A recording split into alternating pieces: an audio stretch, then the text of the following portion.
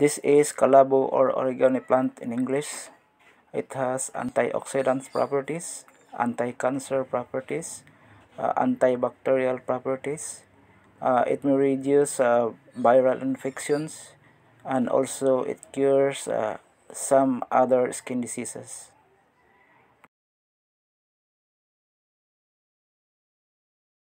Hello, what's up? Hello guys, good morning.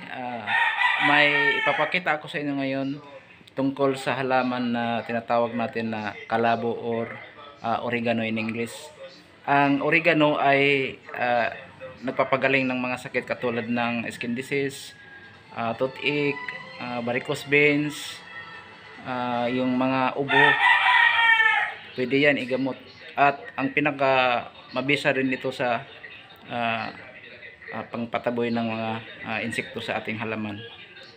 At subukan natin guys kung gaano ba ka-epektibo as insect repellent yung kalabo.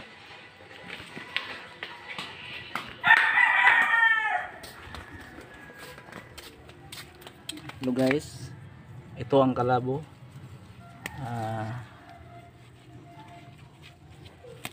Ang gagawin nito ay pigain mo ng todo at yung katas niya ay yun ang insect repellent.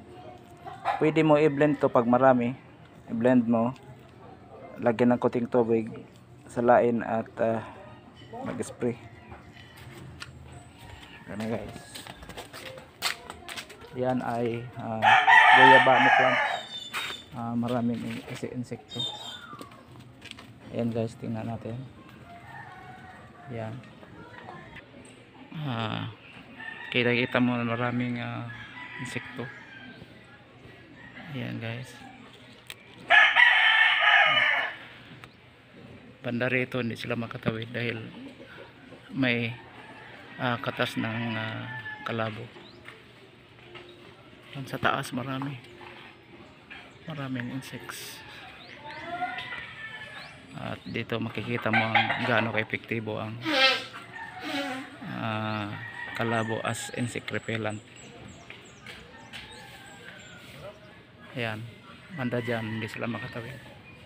Yung sa taas hindi makababa at saka yung sa baba hindi makaakyat dahil ayaw nila ng amoy ng kalabo. So guys, magandang umaga.